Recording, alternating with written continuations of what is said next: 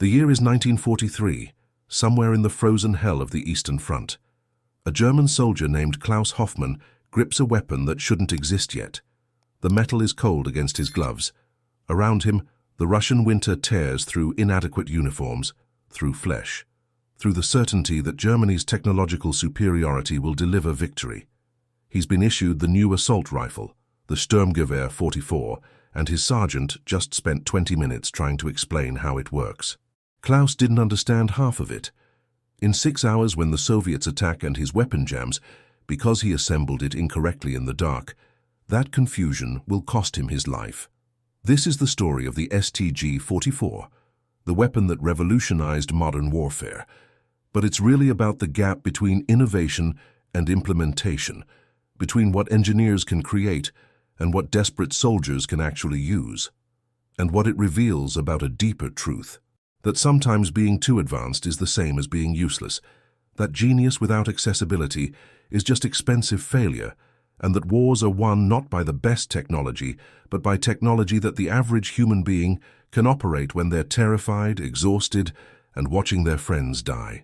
To understand what happened when Germany fielded the world's first true assault rifle, you first need to understand what soldiers believed about their weapons in 1943. They believed simplicity meant reliability. The standard Kar 98K bolt-action rifle had been in service since 1935. It was simple, brutally so. 5 rounds, manual operation, effective range of 500 meters. A soldier could field strip it blindfolded, could maintain it with minimal tools, could teach a factory worker to use it in an afternoon. It was a weapon designed for the reality of war, that most soldiers are not marksmen, that most combat happens under 300 meters, that when you're being shot at, you don't think, you react. Then there was the MP-40 submachine gun, also simple. Spray of pistol-caliber bullets, devastating at close range, almost impossible to use incorrectly. Heavy, limited range, but soldiers loved it because it did what they needed, delivered volume of fire when the enemy was close enough to smell. This was the arsenal of the Wehrmacht in 1943. Simple tools that matched the capabilities of average men under extreme stress. The German High Command believed this was sufficient. Not optimal, but sufficient. They believed wars were won through tactics, through superior training, through the fighting spirit of disciplined soldiers using reliable weapons. The engineers at StG Heinel in Suhl had a different belief. They believed the future belonged to a weapon that didn't yet exist, a weapon that combined the range of a rifle with the automatic fire of a submachine gun, a selective fire weapon chambered in an intermediate cartridge, something between pistol and rifle power. They believed this hybrid would revolutionize infantry combat. They believed German soldiers could master its complexity. They were half right. The first prototypes arrived at the Eastern Front in late 1942 for field testing. The weapon looked alien. Stamped metal construction, a design philosophy borrowed from the Soviets, which immediately made some officers uncomfortable. Germany was supposed to be about precision-milled components, about craftsmanship, about engineering excellence that you could feel in the weight of properly machined steel. This thing looked and felt cheap, mass-produced, pragmatic rather than perfect. But when it worked, it was devastation made portable. The intermediate 7.92 by 33 mm cartridge, the Kurz round, gave it effective range out to 300 meters while allowing controllable automatic fire. It had a 30-round detachable magazine. It could be fired semi-automatic for accuracy or full automatic for suppression. In theory, one soldier with an StG 44 had the capability of 3 soldiers with traditional weapons. In theory. The reality started to show itself immediately. The weapon required understanding, not just muscle memory, but actual comprehension of its operating system. Gas-operated tilting bolt, selective fire mechanism that could fail if not properly maintained. It required regular cleaning, specific lubrication, careful assembly. The instruction manual ran to 40 pages. 40 pages of technical German explaining gas systems and bolt carrier groups to soldiers who 6 months earlier had been working farms or factories. Soldiers who now existed in a state of permanent exhaustion, fighting in conditions that turned oil to sludge and metal to brittle fracture points. The training program allocated 2 days. 2 days to master a weapon system that represented a paradigm shift in small arms design. 2 days to retrain muscle memory built on bolt actions and simple blowback submachine guns. 2 days to transform average soldiers into operators of a complex machine that demanded understanding, not just familiarity. Klaus Hoffmann received his StG 44 on a Tuesday, in March 1943. His unit was under strength, falling back from another Soviet offensive, and the weapons arrived in crates marked with intimidating Gothic script and serial numbers. No instruction manuals in his crate. Those had been sent to a different unit or lost, or maybe never printed in sufficient quantities. His sergeant, a veteran of 3 years of Eastern Front horror, knew the weapon from a training session he'd attended in Berlin, back when they still had time for proper training. He spent an hour showing the squad how to field strip it, how the gas system worked, how to switch between firing modes.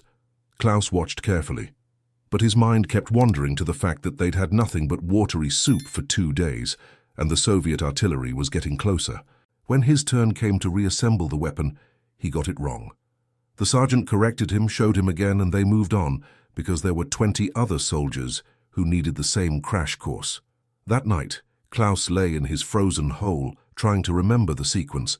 Bolt carrier, recoil spring, gas piston. Or was it gas piston, recoil spring, bolt carrier? The weapon was in pieces next to him because the sergeant had ordered everyone to clean them before sleep. Sleep. He hadn't really slept in weeks. Micro-naps between artillery barrages, between attacks, between the screaming.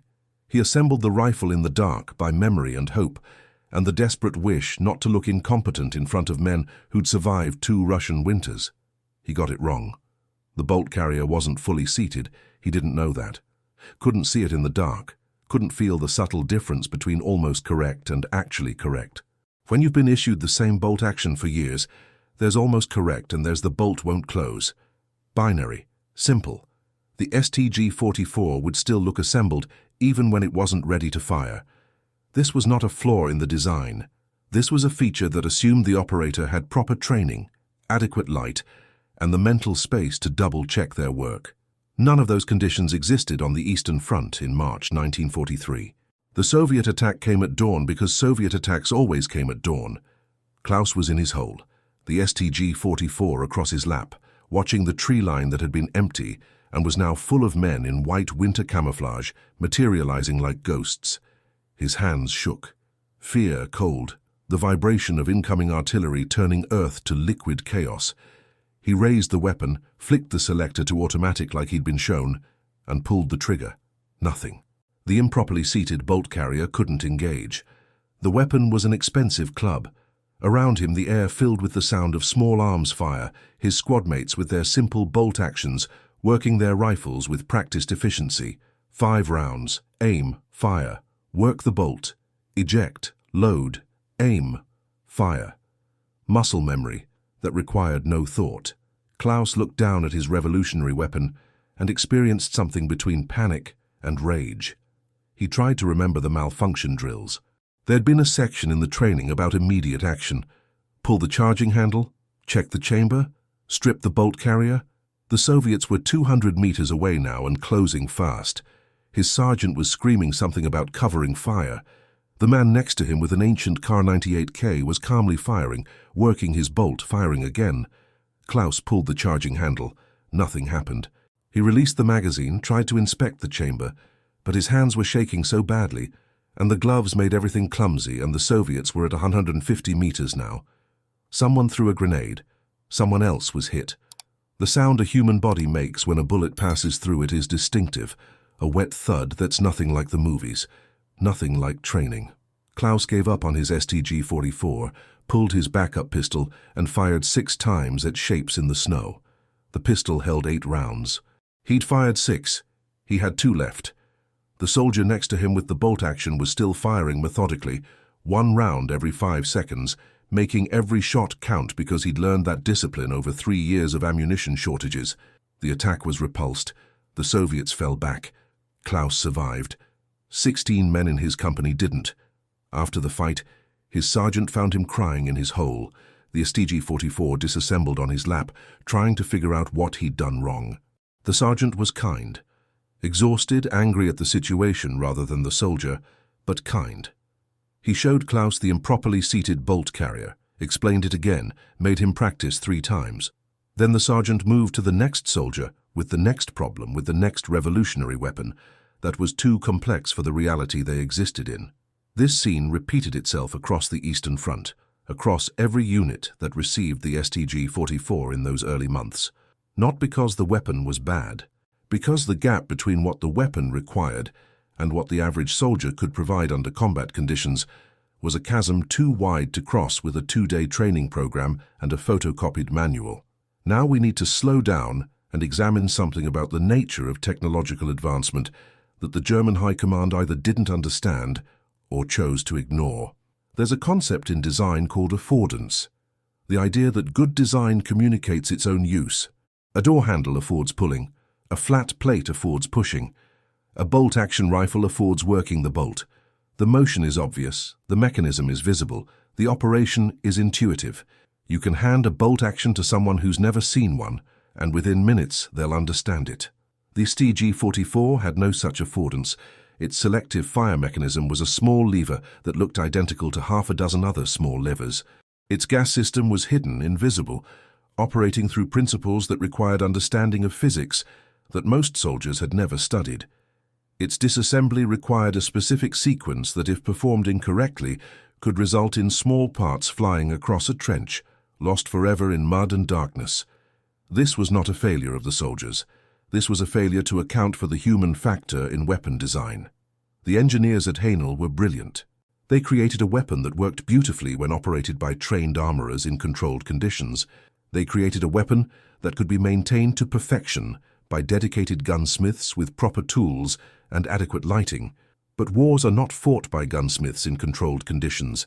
Wars are fought by terrified teenagers in frozen holes, by exhausted veterans operating on 3 hours of sleep in 5 days, by men whose hands shake from cold and fear and the early stages of malnutrition. The StG-44 demanded more than these men could give. The official reports started arriving at Wehrmacht headquarters throughout 1943. Field commanders were diplomatic but clear. The weapon showed promise. The weapon also showed problems. Jamming rates were unacceptable. Maintenance requirements exceeded unit capabilities. Soldiers were reverting to their old Kar-98Ks because under stress they trusted the simple weapon over the complex one. Some reports were less diplomatic. One company commander wrote that he'd rather have 100 soldiers with bolt actions than 50 with the StG-44, because at least he knew the bolt actions would fire when needed. Another commander reported that his unit's StG-44s spent more time disassembled for troubleshooting than assembled for combat. The pattern was clear. The weapon worked when everything else worked, when soldiers were rested, when they had time for proper maintenance, when replacement parts were available, when the temperature was above freezing, when the manual was accessible, when the training was fresh. But combat doesn't happen when everything else works. Combat happens in the gaps between adequacy and disaster, and in those gaps complexity becomes liability. The German response to these reports reveals everything about how institutions handle uncomfortable truth. Some officers studied them carefully, revised training protocols, tried to extend instruction time from 2 days to 5. But resources were limited. Time was limited. The Eastern Front was consuming men faster than Germany could train them. 5-day training courses were a luxury they couldn't afford.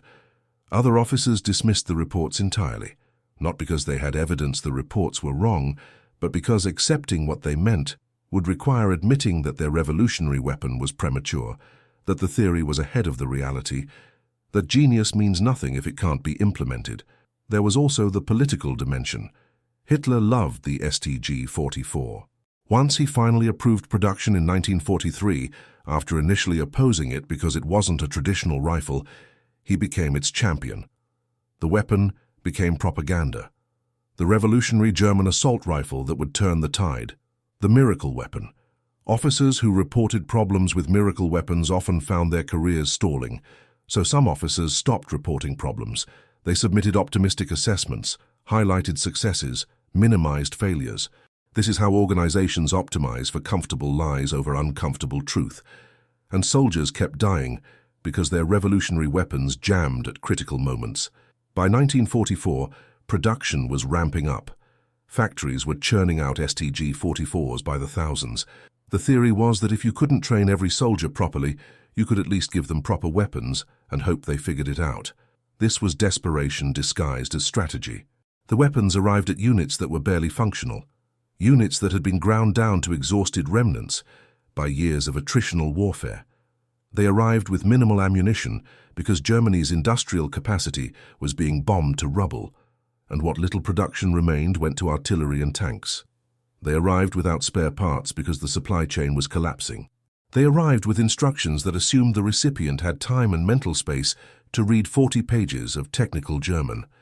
The gap between the weapons requirements and the soldiers' reality grew wider. But something else happened too. Something that the pessimistic reports missed.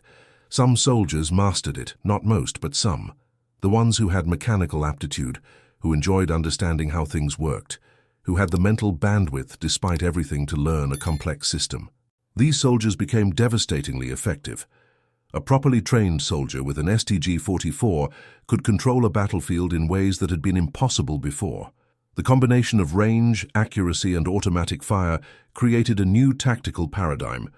One man could suppress an entire squad, could engage targets at 300 meters semi-automatically, and then switch to full auto when the enemy closed. Could clear buildings with controlled bursts that didn't waste ammunition like a submachine gun, but provided more firepower than a bolt action. In the hands of these elite operators, the StG 44 was everything it had been promised to be. The problem was that wars are not won by elite operators. Wars are won by average soldiers doing average things adequately enough to survive and advance. And for the average Wehrmacht soldier in 1944, the StG 44 remained more promise than reality. There's a letter that survives in archives, written by a German soldier named Otto Müller to his wife in December 1944. He'd been issued an StG 44 3 months earlier. The letter is remarkable for its honesty, the kind of honesty that only appears in private correspondence, never in official reports. He wrote, "I have a weapon that can do everything and I'm terrified of it. Terrified not of the enemy, but of my own inability to make it work when it matters. Every night I practice disassembly. Every morning I check it again. The other men laugh because I'm obsessive. But I saw what happened to Klaus when his rifle failed. I saw him die with an expensive club in his hands while the Soviets were 50 meters away. So I practice and I check, and I pray that when my moment comes I'll remember everything, that my hands won't shake, that the cold won't make me clumsy, that exhaustion won't make me stupid.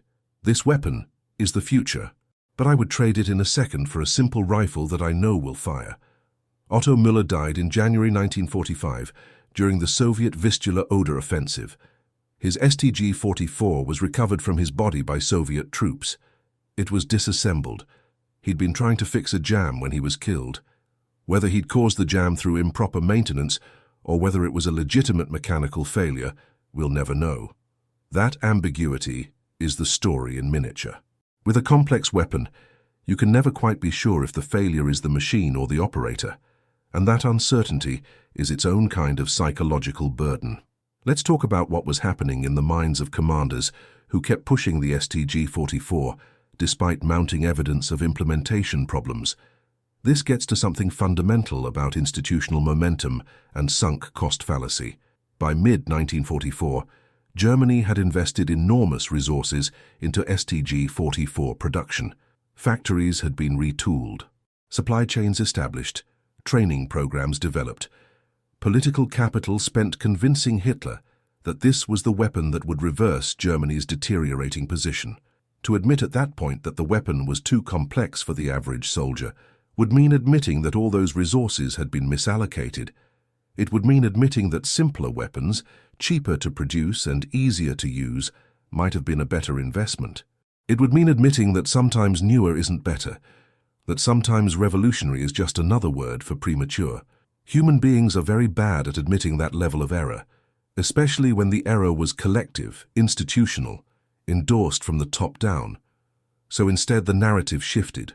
The problem wasn't the weapon, the problem was training, or discipline, or soldier quality. If only we had better soldiers, the weapon would work perfectly. This is how responsibility gets diffused. The engineers created a brilliant weapon. The fault lay with the trainers who didn't train well enough, or the soldiers who didn't learn fast enough, or the supply system that didn't provide enough spare parts. Everyone could point to someone else, and the fundamental question, should we have fielded this weapon in these conditions, never got asked. Because asking it would require acknowledging that Germany in 1944 did not have the luxury of time, resources, or stability needed to properly implement revolutionary technology. There's a parallel worth examining because this pattern repeats throughout history. The United States Army developed the M16 rifle in the early 1960s. Revolutionary design, lightweight, intermediate cartridge, automatic fire, deployed to Vietnam. And it jammed, constantly, catastrophically. Soldiers died trying to clear malfunctions in combat. The Army's response was initially identical to Germany's, with the StG 44. The weapon is fine. The soldiers aren't maintaining it properly. Except in this case, there was enough institutional flexibility, enough public pressure, enough time to actually investigate what was happening. The investigation revealed multiple failures: ammunition with incorrect powder, insufficient corrosion-resistant chrome lining, inadequate cleaning kits issued to troops. Most critically, the weapon had been marketed as self-cleaning, requiring minimal maintenance. Soldiers were told they barely needed to clean it. This was catastrophically wrong.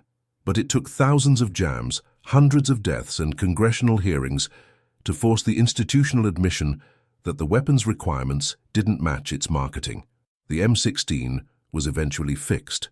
Better ammunition, chrome-lined barrels, realistic training on maintenance requirements. It became one of the most successful military rifles in history, but that success required the luxury of time, resources, and institutional willingness to admit error and make corrections. Germany in 1944 had none of those luxuries. The war was lost, resources were gone. Institutional flexibility had been replaced by desperation and denial. So the StG 44 remained what it was, a brilliant weapon ahead of its time, fielded to an army that couldn't properly implement it, in conditions that maximized its weaknesses and minimized its strengths. As Soviet forces closed on Germany in early 1945, something darkly ironic occurred. The StG 44 started appearing in the hands of Volkssturm units. The Volkssturm was Germany's last desperate measure. Boys as young as 14, men as old as 60, given minimal training, handed whatever weapons were available and told to defend their cities. Many received StG 44s. Think about that for a moment. A weapon that professional soldiers struggled to master after 2 days of training, now issued to elderly men and children who received maybe 6 hours of instruction. The results were predictable. Most couldn't operate them effectively. The weapons jammed, or were assembled incorrectly, or ran out of ammunition that the defenders didn't know how to properly load. The Soviets later reported finding stockpiles of StG 44s in captured German positions, many disassembled, abandoned by defenders who couldn't figure them out under pressure. This was the end state of revolutionary technology without implementation infrastructure. Expensive paperweights in the hands of people who needed simple clubs. But we have to acknowledge the other side of this story, the legacy that emerged from the failure. The StG 44, despite everything, changed warfare. Not immediately, not in time to help Germany, but the concept proved correct. The intermediate cartridge, the selective fire capability, the hybrid role between rifle and submachine gun, all of this became the template for modern assault rifles. The Soviet AK-47, developed immediately after the war, was directly influenced by captured StG 44s.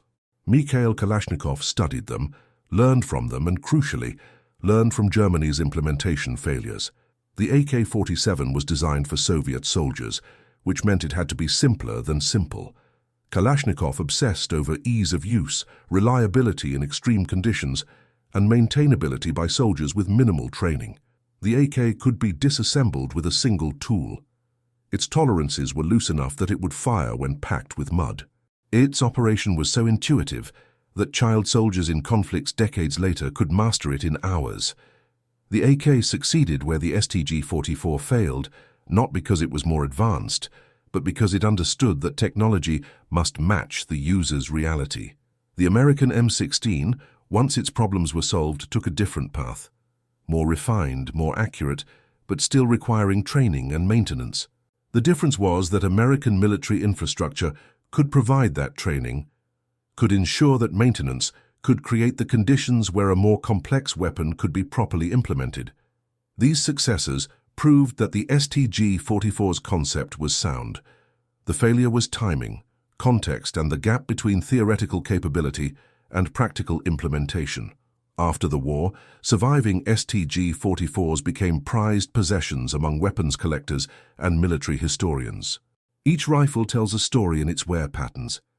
Some show evidence of heavy use and careful maintenance, soldiers who mastered the weapon despite everything. Others show evidence of neglect or improper care, users who were overwhelmed by its demands. Some were found still packed in factory cosmoline never issued. Others were recovered from battlefields where they'd been dropped or abandoned. There's an StG-44 in a museum in Berlin with a small notation on its display card. This rifle was recovered from a defensive position in the city's outskirts, April 1945. It was found disassembled with several parts missing. The soldier who carried it was 16 years old. That card tells you everything. A 16-year-old boy in the final days of a lost war, trying to operate a weapon that professional soldiers struggled with, dying because the machine was too complex for the moment. This is the cost of innovation, disconnected from implementation. Not just money or resources, but human lives. Boys who needed tools they could use and received instead tools that required expertise they didn't have time to develop. Here's what keeps me thinking about this story.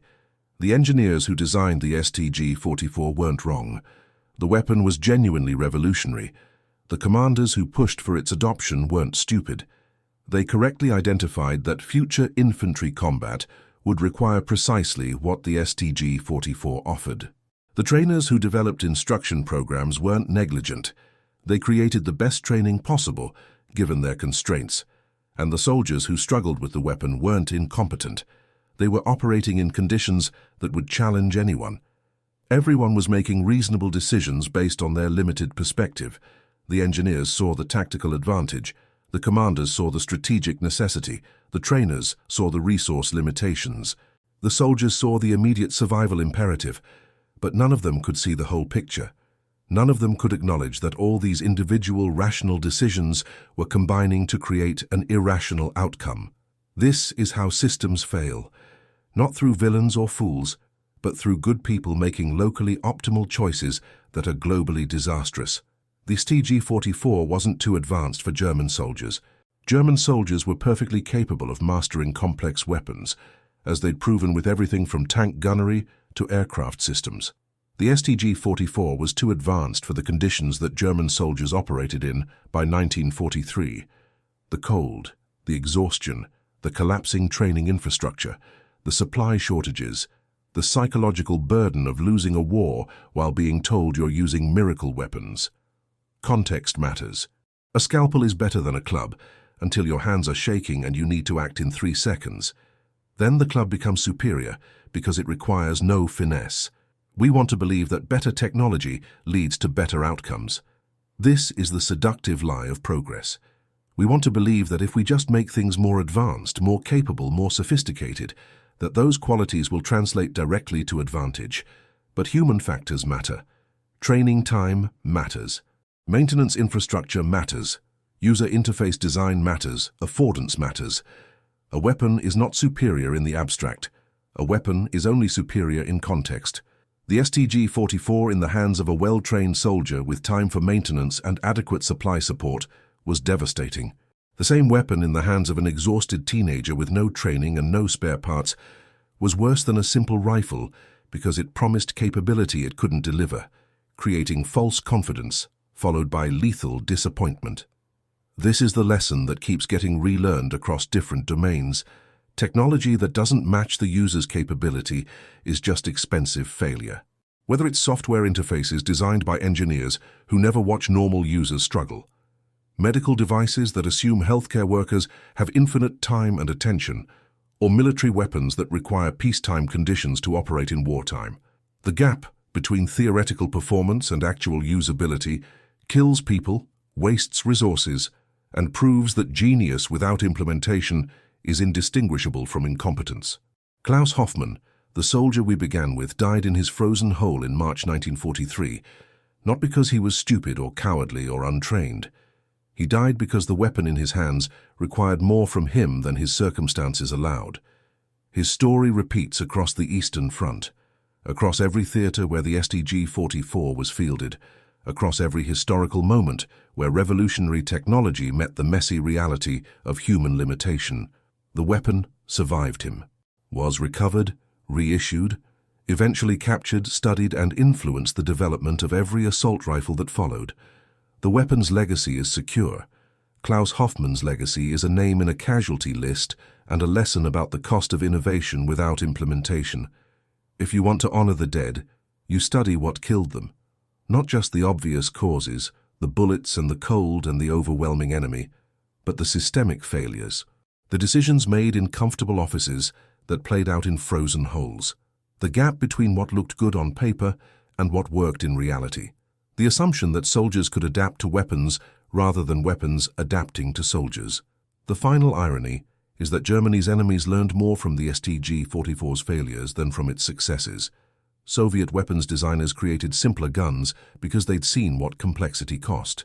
American doctrine evolved to provide more support infrastructure because they'd seen what happened without it. The weapon that was supposed to save Germany ended up teaching the world how not to implement revolutionary technology. This is perhaps the most brutal lesson of the StG-44. Sometimes your greatest contribution is being the cautionary tale. Sometimes innovation's value is showing everyone else what not to do. Germany created the future of infantry warfare, and then demonstrated that creating the future too early, in the wrong conditions, with insufficient support, is worse than not creating it at all. They were right about where military technology was going. They were just catastrophically wrong about whether their army in their situation could get there. Being right about the future is worthless if you can't survive the present. And the present, for Klaus Hoffmann and thousands like him, required simple weapons that worked, not revolutionary weapons that required more than they could give. The StG-44 sits in museums now. Clean, restored, displayed with detailed placards explaining its revolutionary features. Visitors admire its design, its forward-thinking concept, its influence on modern warfare, but the soldiers who carried it don't get placards. They get graves if they got graves at all, and the terrible distinction of dying because someone gave them a tool they couldn't use when their life depended on using it. That's the real story of revolutionary weapons. Not the specifications or the historical influence, but the gap between promise and reality, between what something can do in theory and what exhausted humans can make it do when everything is chaos and darkness and fear. Think about that the next time someone promises you revolutionary technology. Ask not what it can do, ask what it requires. Ask if the people who will use it have what it demands. Ask if the conditions match its needs. Because the most advanced tool in the world is worthless. Worse than worthless if it can't be used by the person who needs it, when they need it, in the conditions they actually face. The StG-44 was revolutionary. It was also, for most soldiers who carried it, a beautiful failure. And beauty doesn't stop bullets. Revolutions don't win firefights. What wins is what works when everything else is falling apart. Remember that.